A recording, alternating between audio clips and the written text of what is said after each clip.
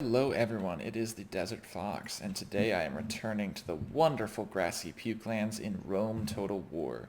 Today I'm going to be casting a 2v2 among myself and my clanmate, Galvanized Iron from Sith Clan. So once we get our armies a little more synced up, I'll let you know a little bit more about them. For my archer line, I have 6 archers with gold attack and defense upgrades. I have some units of light lancers with gold upgrades, or looks like silver on one of them. I have, let's see, I think 1, 2, 3, 4, 5, 6 royal pikemen with gold attack upgrades. Oh, I have 8. Okay, I have 8, sorry. I have a unit of militia hoplites sitting here with the gold attack upgrades. For Galvanized Iron, he's going to be running a unit of scythe chariots and a unit of chariot archers on each flank. He's going to be running 6 bronze shield pikes with gold upgrades, 6 archers with gold upgrades, and looks like he has 4 phalanx pikemen in loose formation up front. So let me fast forward so we can get the battle underway a little bit.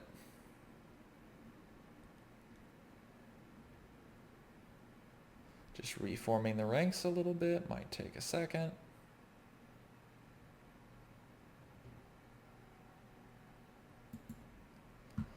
So going for a little bit of a defensive build, I have 2 royal pikemen backing up these units. I have militia hoplites in the front. I was going to be facing Rome in this instance, so the main idea was to use the militia hoplites in the front line, soak up some Pila, fight the Urbans, do some damage, and go forward with that. So, our opponents are the Seleucid Empire and the Romans, the House of Julii. So for the Seleucids, it looks like there is going to be 6 silver shield pikemen. It's a little hard to tell with how they're moving, so we'll get back to that. For my opponent, who is facing off against Galvanized Iron and is deciding to move, he has 6 urban cohorts. He has 4 Praetorian cavalry, all with gold upgrades. He has what looks to be 5 Roman archers with no upgrades. For the Seleucid, we have 4 units of militia cav with attack upgrades and defense upgrades. We have 2 units, 4 scythe chariot units. 2, 3, 4, 5, 6. Looks like about 6 archers and 1, 2, 3. Looks like 6 silver shield pikemen from what I can tell. So at the beginning of the battle, they decide to reform, and we begin moving up our armies for the skirmish phase. So I'm just going to fast forward through this a little bit. It takes a little bit to get into position in this game. I think Rome 1 probably has the single best team games of any Total War out there. I love just about every single Total War game's multiplayer, but whether it's Medieval 2, Empire, Shogun 2, Warhammer, Rome 2, I don't think any Total War game even holds close to a candle to Rome 1's team games. It's been quite a while. This is the first Rome 1 game I've played in several years, so it was quite fun to get back into it and quite hard to get used to the tank controls again. So for the start, Galvanized Iron's going to move up and use a Cantabrian Circle to begin the skirmishing phase and waste a bunch of the archer's ammo. Meanwhile, the Roman has moved up and is in position to fight me. He's in a little bit of a weird formation. I would like to go a little wider. He's going into a dense formation, I guess hoping to bust through the center of my phalanx. I have my 3 light lancers on the flanks. I didn't expect to win the cavalry engagement at all. I more so wanted them as a defensive formation, and I could use the royal pikemen to back them up if need be. But I'm now moving up to skirmish with the Romans, who are currently fighting GI's chariot archers. We've currently taken quite a bit of damage. Now we're moving up and posturing for position and discussing at this point what we wanted to do. And now GI decided to move forward, and I follow in turn to begin my skirmish fight with the Roman. I have my pikemen in loose formation and in phalanx, just in case of any cavalry charges, which most likely weren't going to come, but I wanted to have phalanx down just in case. So now we're getting a little bit more posturing. The Seleucid is going to send an archer to help his buddy. And now I'm going to move my archers up to help in the skirmish phase. Lancers still on the left flank to anchor it, and my pikemen in reserve in case there's any breaks in the line when the actual battle begins. So for now, we're going to start exchanging missile fire. So you're going to see a hail of arrows come into these Roman archers. I don't know if my targeting priority was off in this battle, but I felt like I was targeting all of my archers on one unit at a time. Maybe I should have done 3 to 1, 3 to 1, but I felt like targeting all of my archers on one unit did little to swing the fight in my favor, even though he's not in loose formation and I am. But it's just going to be a long, drawn-out skirmish phase, and that's one of the things I love about Rome 1, is the skirmish phase is probably one of the most important parts of the battle. It dictates the pace of the battle, and rushing like you can do in most other Total Wars doesn't work as well in team games. So team games are most often decided by the skirmish phase, and that's one of the things I love the most about Rome 1. So GI has sent one of his scythe chariots to back me up, and at this point we had hatched a plan. Currently we're doing the skirmish engagement.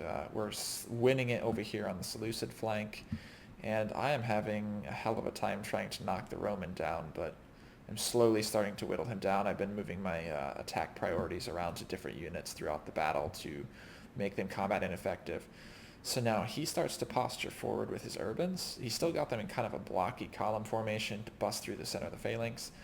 I see this, and I should be reacting here in a second. I'm going to pull back behind my phalanxes, and I'm willing to give him an engagement, so I believe I pop out a loose formation here in a bit. And he pulls back. So I decide to shoot his units in the rear as they walk back. I'm not sure why he was walking, but he's going to open his backs to my archers, and instead of firing at his archers, I'm going to start targeting the urbans, which are starting to take a little bit of damage. And any damage I can get into a heavy infantry unit like this, I'm going to take it. Doesn't matter how heavy infantry you are, if you turn your backs, you're going to start taking some damage. So I have managed to whittle 6 men, 2 and 6 here off of these urbans, and a few off of these as well. So the initial skirmishing fight is going well for me. I've damaged his infantry. He decides to move all of his cavalry out for a flank. He's got 4 Praetorians, which scares me quite a bit. But at this point, GI and I had hatched a plan to bait him out on the scythe chariots and then get rear charges with all the light lancers to hopefully break this cavalry blob he's got, because it is quite powerful. So now the Roman's going to go into Testudo while we continue the skirmish fight.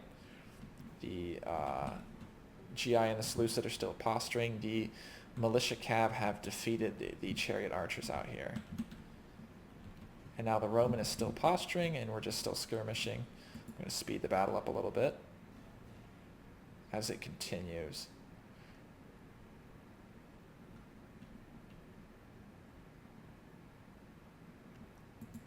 So now over on this flank, looks like GI pulled his skirmishers up to take some pot shots at the scythe chariots. And we're still just kind of in this stalemate. At this point, I was thinking, I think my targeting priority was off in this battle. If anyone has any advice or tips, I'm a pretty big noob at Rome 1. So if anyone has any skirmishing tips, please let me know. But I feel like my priority might have been off. So here's the big engagement of the battle, in my opinion.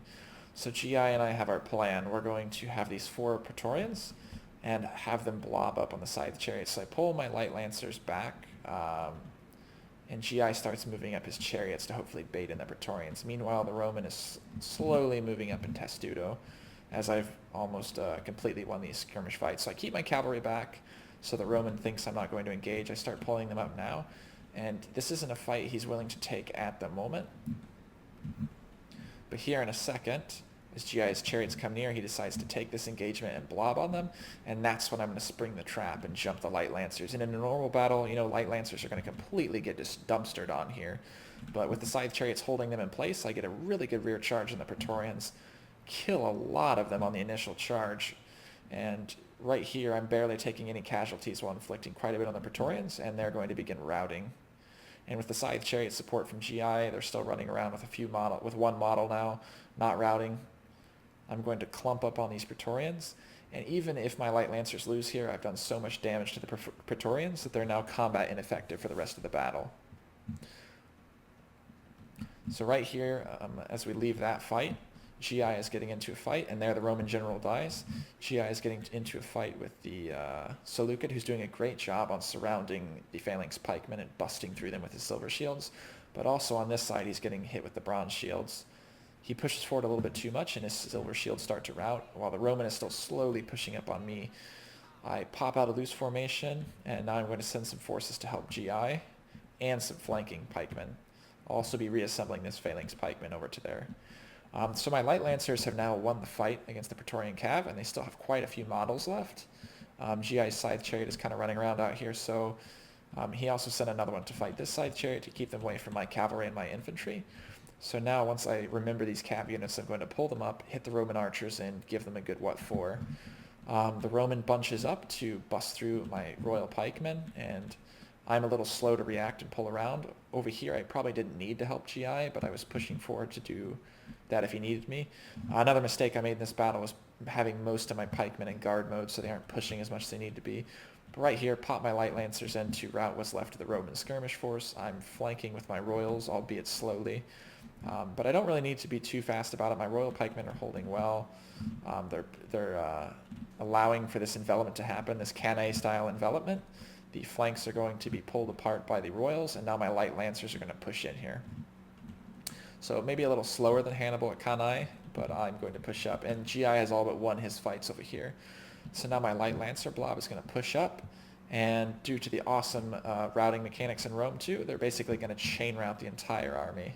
And that is a victory for us. These scythe chariots are going to try and pull in, but in a little bit, I think I realized, pop my units around, block the charge with my light lancers, and turn the pikes around to murder these scythe chariots. And there we see the mass exodus of the Seleucid-Roman alliance, which has been soundly defeated by the other Diadochi powers.